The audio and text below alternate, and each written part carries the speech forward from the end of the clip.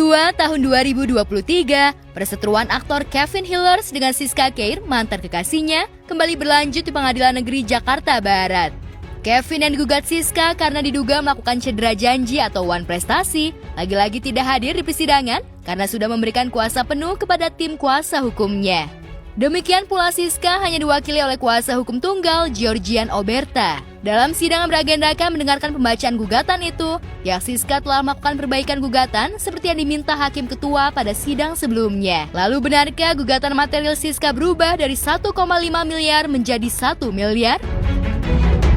Kalau untuk perkara ini, Pak Kevin percaya kita sebagai kuasa, diserahkan kepada kita.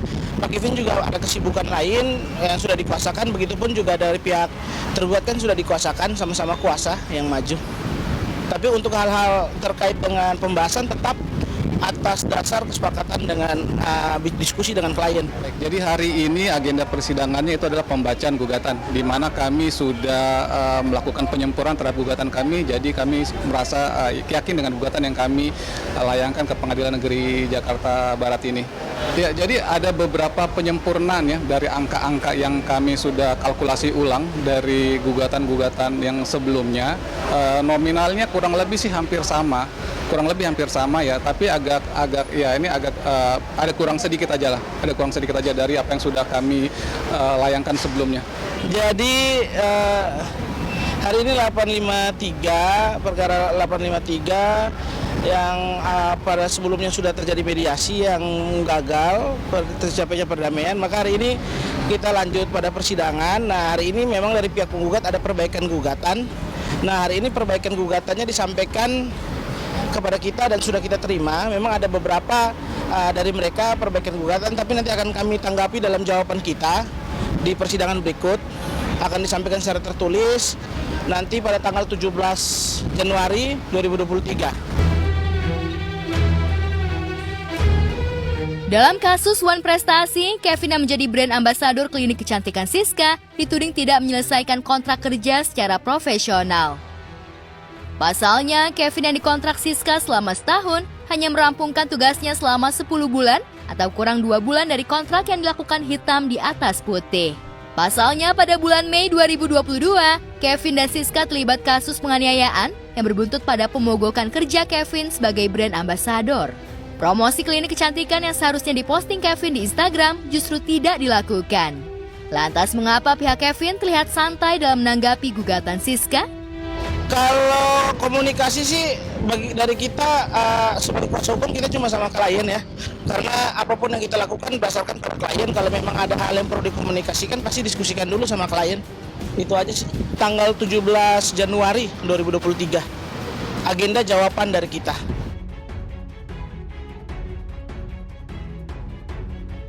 Selain kasus wan prestasi, Siska juga berusaha menjerat Kevin dengan kasus penganiayaan dan perbuatan melawan hukum.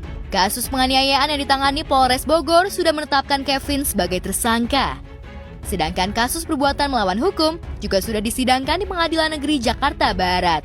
Diprediksi sepanjang tahun 2023, perseteruan Kevin dan Siska di meja hijau semakin mendidih. Untuk menjadi pemenang, keduanya adu bukti dan saksi. Lalu benarkah pada sidang pekan depan yang beragendakan mendengarkan jawaban tergugat, Siska bakal hadir menghadapi mantan soulmate-nya Kevin Hillers? Tapi nanti pada saat agenda untuk agenda yang lain, terutama untuk masalah wan prestasi, dia akan hadir. Dia sendiri dia lebih menekankan ya sebagaimana yang di sebelumnya ya, jadi dia ingin supaya permasalahan ini cepat selesai dan segala sesuatu yang berkaitan dengan pembayar maupun apapun itu segera diselesaikan. Itu yang menjadi keinginan atau penekanan dari klien kami Dr. Siska. Jadi pembayarannya segera diselesaikan. Itu. Biasa aja Pak. Kenapa Pak nih? Orang nggak salah kok. Pemerasan itu mah. Ya udah kalau gitu. Ya udah. Jadi semisal kalau pihak sana tergugat tidak bisa melakukan pembayaran yang sesuai kami gugat, ya akan ada langkah-langkah hukumnya akan kami lakukan. Nah, detailnya seperti apa tidak kita bisa detailkan di sini, soalnya nanti kan ya bagaimanapun pihak lawan nanti akan melakukan counter, ya pasti akan ada tindakan langkah-langkah hukum lagi yang kita lakukan pada saat tergugat tidak bisa melakukan pembayarannya. Kan tujuannya kerugian saya kembali Jika kerugian saya kembali ya itu tadi, mungkin gugatan juga. Ya yang pasti yang utama itu itikat baik, kejujuran, dan minta maaf kepada saya di depan publik.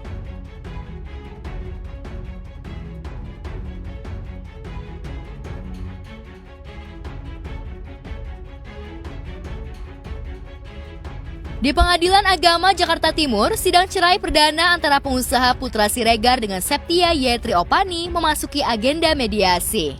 Sayangnya, baik Putra maupun kuasa hukumnya tidak hadir tanpa memberikan alasan yang jelas. Padahal menurut Septi, panggilan sidang sudah diterima secara langsung oleh Putra. Sebagai penggugat, tentu saja Septi kecewa atas sikap pria yang masih berstatus suaminya itu. Lalu benarkah sejak akhir 2022 lalu, Septi sudah putus komunikasi dengan Putra? Mbak Septi sampai hari ini belum ada komunikasi dengan Bang Putra atau bagaimana? Belum ada. Sama sekali? Belum ada. Coba menjalin kah, Pak? Aku emang nggak ngebalas sih, tapi kan setidaknya surat pemanggilan itu dia udah terima. Dari tanggal 29 Desember, lost contact aja, nggak di blok. Emang sengaja nggak menghubungin? Akunya nggak ngebalas, setidaknya kan dia udah baca suratnya ya. Kalau dia mau datang ya harusnya hari ini datang. Ya sebenarnya hari ini adalah waktu dan tempat yang paling tepat gitu loh. Untuk bisa saudara PS menyelesaikan permasalahan rumah tangganya. Menurut kita ini adalah salah satu upaya yang paling tepat gitu untuk hari ini. Tapi sangat disayangkan saudara PS tidak meluangkan waktunya. Gitu. Itu yang sangat kita sayangkan karena ini sangat berpengaruh sekali gitu ya untuk proses ke depan. Komunikasinya dia cuma ngirim foto kalau dia udah nerima surat, itu aja. Ya harapannya ada mediasi lah, karena kami belum pernah mediasi sama sekali. Tapi saya selalu cerita ke keluarga lah, ke keluarganya terutama gitu, agar dimediasi karena yang diperjuangkan kan anak kan. Komunikasi gimana? Komunikasi bener-bener nggak komunikasi. Karena Bang Putranya juga yang mau narik diri atau si Septi juga? Enggak, kita mungkin karena masih muda ya, jadi masih ada ego masing-masing. Tapi saya udah coba turunkan ego kok. Cuman memang ada momen kayak kita me time lah, gitu agar bisa saling ini.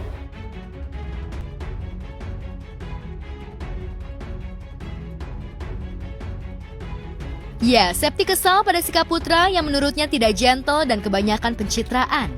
Tak heran di akun Instagramnya, Septi sempat menyentil sikap Putra yang lebih royal kepada orang lain ketimbang pada keluarganya sendiri. Bahkan untuk urusan susu anak pun, Septi seolah harus mengemis pada suaminya itu. Benarkah rekening Septi sudah diblokir Putra? Statusnya kan kalau royal ke orang lain, setidaknya royal juga ke keluarga. Ya, gitu. Nah itu maksudnya apa Mbak? Mau dijelaskan sedikit Kak? Biar Mbak Septi yang jawab. Udah terjawab sih di situ dari kalimat. Ya mungkin bisa ambil kesimpulan sendiri lah. Ya, bisa ambil kesimpulan sendiri lah teman-teman. Media nggak bisa ngambil kesimpulan dari orang ini Khawatirnya tafsirannya berbeda. Pada intinya, permasalahan rumah tangganya Mbak Septi ya, mungkin itu hanya sebagian kecil. Ya, tapi ada lagi yang menjadi permasalahan yang lebih besar. Gitu. Dan kita yang sudah disampaikan partner saya tadi, ya kita pegang semua buktinya. Memang ini tidak bisa dipertahankan, tidak ada titik temu di dalam mediasi antara kedua belah pihak. Ya maka dari itu kita harus membahas mengenai hak asuh anak. Kita akan perjuangkan, kembali lagi saya katakan, dan harta gunung ini. Sejauh ini anak-anak sudah menanyakan keberadaan ayahnya juga nggak sih? Udah. Terus bagaimana? Ya paling besok. Sudah direncanakan untuk bertemu ayahnya besok. Tapi aku yang ngantarin.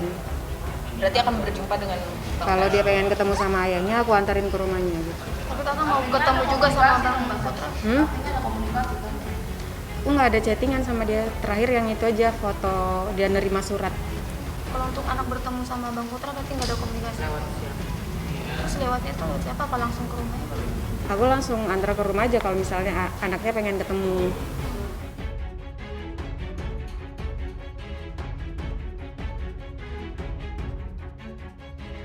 Soal bagi-bagi rezeki, Putra memang dikenal dermawan.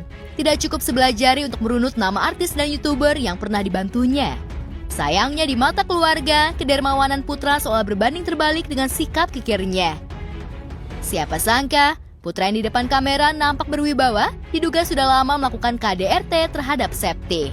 Lalu benarkah pernikahan mereka dipanaskan oleh kehadiran orang ketiga? Apa yang dimaksud Septi tentang ketidakmampuan putra dalam menyelesaikan masalah keluarga? Sejak kapan? Mungkin sekitar 4 tahun. Oh iya, Karena itu 4 tahun pasti. itu bukan waktu yang sebentar ya. Dan saya juga bukan orang yang pas lagi marah langsung buat keputusan. Karena menurut saya 4 tahun itu udah cukup deh waktunya. Karena kita udah berkali-kali misalnya dia janji nggak bakal mengulangi. Tapi ternyata habis berjanji beberapa hari kemudian dia mengulangi lagi. Bahkan sebelum saya menggugat, dia janji sama keluarga saya untuk tidak melakukannya. Ternyata 2 hari kemudian justru dia malah melakukannya lagi. Jadi apapun yang dia ucapin ke keluarga saya itu tidak serius. Jadi mungkin ini jalan satu-satunya karena dia cuma bisa janji, bahkan ngomong langsung ke keluarga saya, tapi janjinya nggak pernah ditepatin, cuma ngomong doang. Apa itu Mbak? Terkait apa? Janji itu apa? Intinya gini sih teman-teman, seluruh barang bukti permasalahan yang ada yang dihadapi oleh Mbak Septi kita sudah pegang. Tapi kembali lagi bahwa ini karena ini masih ada proses-proses berikutnya, jadi ini salah satu materi dari pokok perkara yang belum bisa kita jelaskan. Tapi masalah bukti segala macam kita udah siapkan untuk fight di pengadilan. Apabila tidak terjadi mediasi kesepakatan dua belah pihak.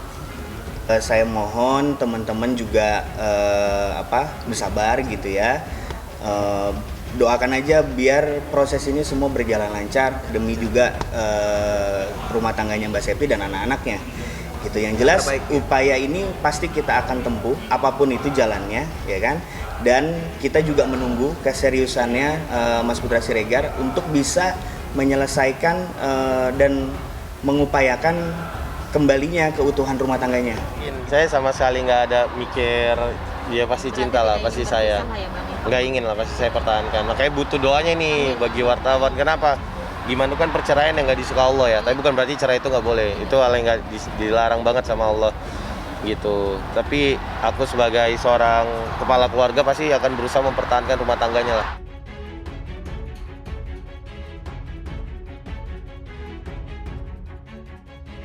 Di Pengadilan Negeri Jakarta Utara, sidang cerai antara YouTuber Reza Arab melawan selebgram Wendy Walters kembali digelar. Sidang yang beragendakan mendengarkan pembuktian dari pihak Wendy berlangsung cukup alot, lantaran kubu Wendy membawa sejumlah bukti penting terkait keretakan rumah tangganya dengan Reza. Karena seperti diberitakan sebelumnya, Wendy seolah menuding Reza menduakan cintanya. Benarkah Wendy punya bukti berupa foto kemesraan Reza dengan wanita idaman lain? Wendy sebenarnya kan dia cukup memberikan kuasa ke kami kan, jadi dia tidak harus hadir kecuali mediasi. Saat mediasi Wendy hadir kan, itu wajib. Nah tapi untuk agenda-agenda seperti ini sidang berikutnya cukup kuasa hukumnya aja, cukup kami aja. Itu Reza juga dikuasakan oleh kuasa hukumnya kan untuk hadir, jadi dari pihak Reza juga nggak perlu hadir. Kondisinya baik-baik aja gitu ya. Dari Maret 2022 kan mereka sudah tidak serumah. Wendy ini pun kan dia juga punya pekerjaan lah, banyak pekerjaannya, dan ya dia melakukan pekerjaannya sehari-hari bagaimana biasanya dan tidak ada masalah sama sekali. Nama saya tidak bisa sebut, tapi itu teman-teman dekat dari sisi penggugat. Tentunya kami kan menghadirkan saksi yang relevan dengan apa yang kami gugat. Ada yang mendengar langsung dari Wendy, ada yang juga mereka ini juga temannya Reza juga gitu. Jadi dia saksi ini juga tahu dari dua belah pihak, kemudian menyaksikan juga apa yang terjadi, lalu kemudian ada juga yang ya dia dengar informasi aja. Sebenarnya lebih kepengen cepat selesaiin aja sih, bantu tuh aja. Ya kalau dari aku sih memang dia nggak pernah menghormati hukum aja sih, jadi kayak ya itu aja sih dari aku. Wait, bukannya memang itu harusnya memang seperti itu ya? Maksudnya kan aku yang digugat. Jadi kalau misal aku tidak datang kan prosesnya jadi lebih cepat. Itu yang aku tahu.